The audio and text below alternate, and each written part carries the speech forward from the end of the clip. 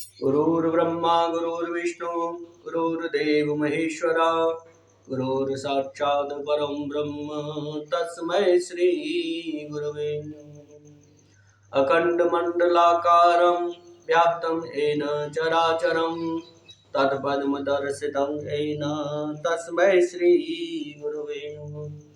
ध्यानमूलं गुरुमूर्ति पूजामूलं गुरुपदं मंत्रमूलं गुरुर्वाक्यं मोक्षमूलं गुरुकृपा।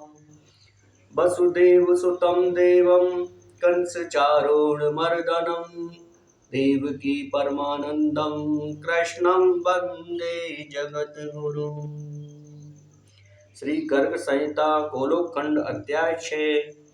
काल नेमि के अंश से उत्पन्न कंस के महान बल पराक्रम और दिग्विजय का वर्णन।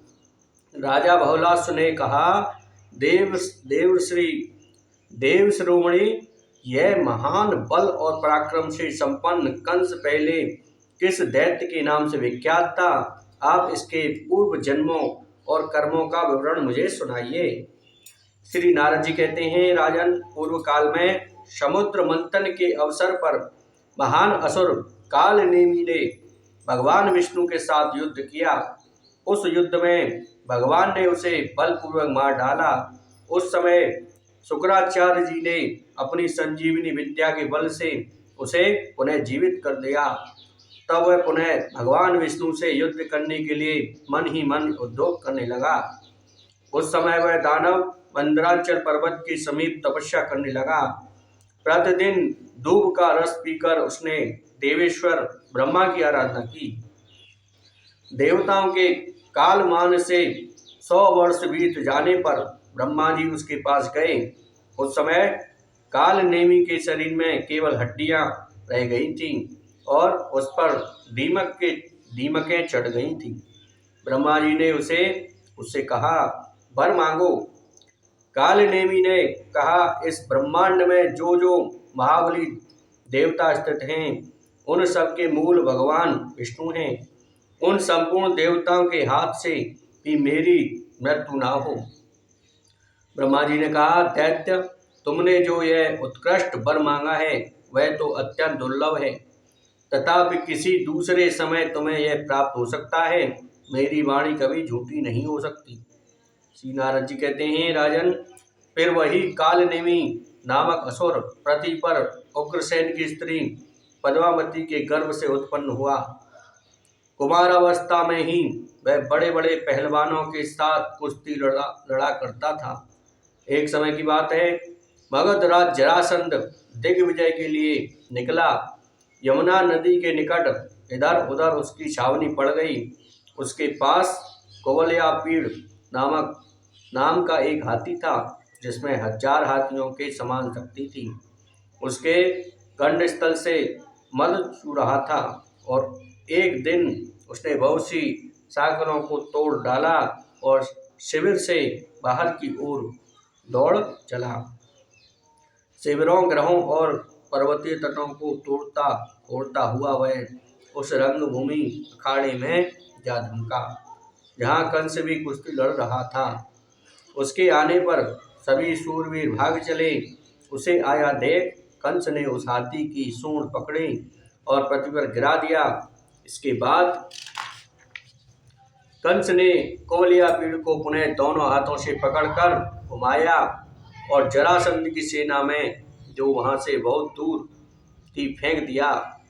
मगध नरेश जरासंध कंस के इस अद्भुत बल को देखकर अत्यंत प्रसन्न हुआ और उसने अस्ति तथा प्राप्ति नाम की अपनी 2 परम सुंदरी कन्याओं का विवाह उसके साथ कर दिया।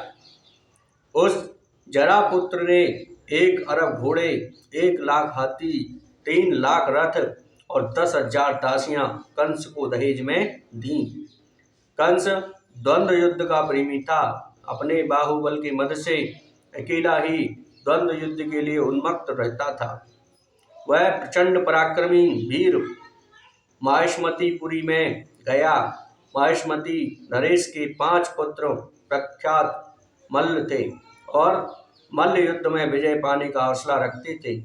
उनके नाम थे चाणूर, मुष्टिक, कूट, सल और तोषल। कंस ने सामनीति का आश्रय ले प्रेम पूर्वक उनसे कहा, तुम लोग मेरे साथ मल्ल युद्ध करो। यदि तुम्हारी विजय हो जाएगी तो मैं तुम्हारा सेवक होकर रहूंगा, और कदाचित मेरी विजय हो गई तो तुम सबको भी मैं अपना सेवक बना लूंगा। वहां जितने भी नागरिक महान पुरुष थे, उन सबके सामने कंस ने इस प्रकार की प्रतिज्ञा की, और विजय पाने की इच्छा रखने वाले उन वीरों के साथ मल्ल युद्ध आरंभ कर दिया। ज्यों ही चाणूर आया, यादवेश्वर कंस ने उच्च स्वर से गर्जना करते हुए उसे पकड़कर पृथ्वी पर दे मारा। उसी क्षण मुष्टिक भी वहां आ गया, और वह रोष से मुक्का ताने हुए था। कंस ने उसे भी एक ही मुक्के से धराशायी कर दिया। अब कूट आया।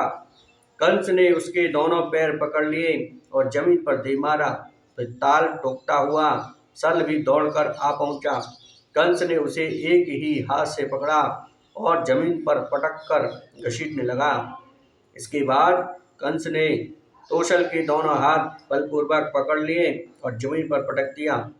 फिर तत्काल उठाकर 10 योजन की दूरी पर फेंक दिया।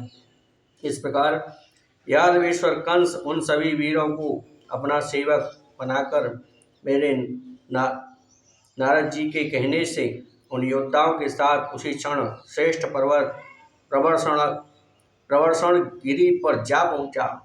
वहां वह बानर द्विविद को अपना अभिप्राय बताकर उसके साथ 20 दिनों तक अविराम युद्ध करता रहा। द्विविद ने पर्वत की चट्टान उठाकर उसे कंस के मस्तक पर फेंका, किंतु कंस ने उस शिलाखंड को पकड़कर उसी के ऊपर चला दिया। तब द्विविद कंस पर मुक्के से प्रहार करके आकाश में उड़ गया। कंस ने भी उसका पीछा करके उसे पकड़ लिया और लाकर जमीन पर पटक दिया। कंस के प्रहार से द्विविद को मूर्छा आ गई। उसकी सारी उत्साह शक्ति जाती रही, हड्डियां चूर हो गईं। फिर तो वह भी कंस का सेवक बन गया। अंतर कंस द्विविद के साथ वहां से ऋष्यमुख वन में गया। वहां केसी नाम से विख्यात एक महादैत्य रहता था, जिसकी घोड़े की समान आकृति थी। वह बादल के समान गरजता था। उसे मुक्कों की मार से अपने बस में करके कंस उस पर सवार हो गया। उस प्रकार वह महान पराक्रमी कंस महेंद्र गिरी पर जा पहुंचा।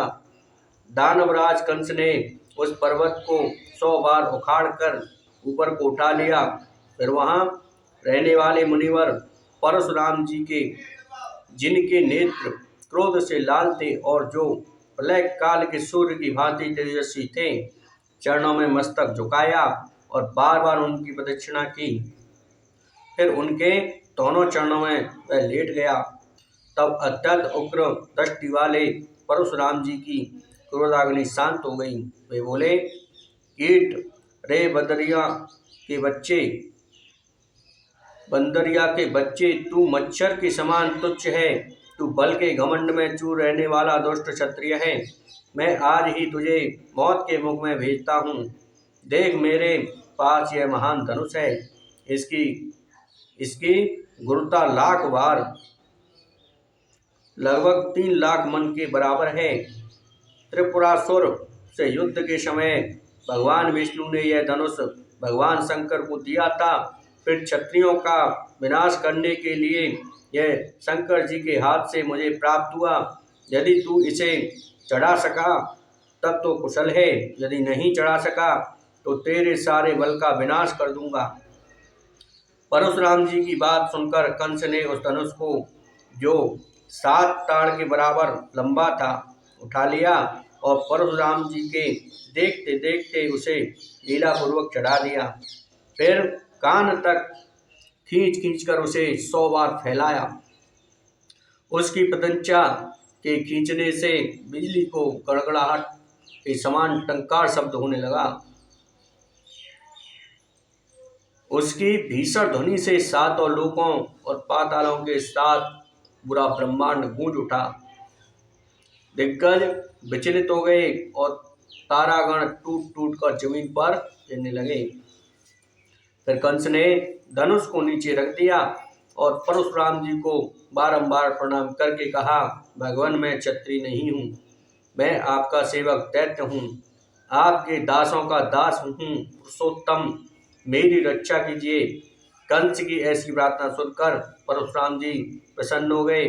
फिर वह धनुष उन्होंने कंस को ही दे दिया। परशुराम जी ने कहा, यह धनुष भगवान विष्णु का है, इसे जो तोड़ देगा वही यहाँ साक्षात परिपूर्णतम पुरुष है, उसी के हाथ से तुम्हारी मृत्यु होगी। श्री नारद जी कहते हैं, राजन तंत्र बल के मद से उन्मत्त रहने वाला कंस मुनिवर परशुराम जी को प्रणाम करके भूतल पर विचरने लगा। किन्हीं राजाओं ने उसके साथ युद्ध नहीं किया, सबने उसे कर देना स्वीकार कर लिया। और कंस समुद्र के तट पर गया। वहाँ अघासुर नामक एक दानव रहता था, जो सर्प के आकार का था। वह उपकारता और लपलपाती जीभ से चाटता सा दिखाई देता था। वह आकर कंस को डसने लगा। यह देख पराक्रमी दैत्यराज ने निर्भयतापूर्वक उसे पकड़ा और धरती पर पटक दिया। फिर उसे अपने गले की माला बना लिया। उन दिनों पूर्व दिशावर्ती बंग देश में अरिष्ट नामक दैत्य रहता था, जिसकी आकृति बैल के समान थी। उस दैत्य के साथ कंस इस प्रकार जा भिड़ा, जैसे एक हाथी के साथ दूसरा हाथी लड़ता है। वह दानव अपनी सींगों से बड़े बड़े पर्वतों को उठाता और कंस के मस्तक पर पटक देता था। कंस भी उसी पर्वत को हाथ में लेकर अरिष्टासुर पर दे मारता था। उस युद्ध में दैत्यराज कंस ने मुक्के से अरिष्टासुर पर प्रहार किया, जिससे वह दानव मूर्छित हो गया। इस प्रकार उस अरिष्टासुर को पराजित करके उसके साथ ही कंस उत्तर दिशा की ओर चल दिया। प्राज्ञा ज्योतिषपुर के स्वामी महाबली भूमिपुत्र नरक के पास जाकर युद्धार्थी कंस ने उससे कहा, दैतेश्वर, तुम मुझे युद्ध करने का अवसर दो। यदि संग्राम में तुम्हारी जीत हो गई तो मैं तुम्हारा सेवक बन जाऊंगा। साथ ही मुझे विजय प्राप्त होने पर तुम सबको मेरा भृत्य बनना पड़ेगा। श्री नारद जी कहते हैं, राजन, प्राज्ञा ज्योतिषपुर में सर्वप्रथम महापराक्रमी मल्लंबासुर कंस के साथ इस प्रकार युद्ध करने लगा, जैसे किसी पर्वत पर एक उद्भट सिंह के साथ दूसरा उद्भट सिंह लड़ रहा हो। कंस ने उस मल्ल युद्ध में मल्लंबासुर को पकड़ा और पृथ्वी पर दे मारा। फिर उसे उठाकर प्राज्ञा ज्योतिषपुर के स्वामी भौमासुर के पास फेंक दिया। तदंतर धेनुक नाम से विख्यात दानव ने आकर कंस को रोषपूर्वक पकड़ लिया। उसने दारुण बल का प्रयोग करके कंस को दूर तक पीछे हटा दिया। तब कंस ने भी धेनुकासुर को बहुत दूर पीछे ढकेल दिया और सुदंड घूंसों से मारकर उसके शरीर को चूर चूर कर दिया। तदंतर भौमासुर की आज्ञा से तृणावर्त कंस को पकड़कर लाख योजन ऊपर आकाश में ले गया और वहीं युद्ध करने लगा। कंस ने अपनी अनंत शक्ति लगाकर बलपूर्वक उस दैत्य को आकाश से खींचकर पृथ्वी पर पटक दिया। उस समय तृणावर्त के मुंह से खून की धारा बह चली। इसके बाद महाबली बकासुर आकर अपनी चोंच से कंस को निगल जाने की चेष्टा करने लगा। कंस ने वज्र के समान कठोर मुक्के से प्रहार करके उसे भी धराशायी कर दिया। बलवान बकासुर फिर उठ गया। उसके पंख सफेद थे, वह मेघ के समान गंभीर गर्जना करता था। क्रोधपूर्वक उड़कर तीखी चोंच वाले उस बकासुर ने कंस को निगल लिया। कंस का शरीर वज्र की भांति कठोर था। निगले जाने पर उसने उस दानव के गले की नली को रोक दिया। फिर महान बली बकासुर ने कंठ छिद जाने के कारण कंस को मुंह से बाहर उगल दिया। तदंतर कंस ने उस दैत्य को पकड़कर जमीन पर पटका और दोनों हाथों से घुमाता हुआ उसे वह युद्धभूमि में कसने लगा। बकासुर की एक बहन थी, उसका नाम था पूतना। वह भी युद्ध करने के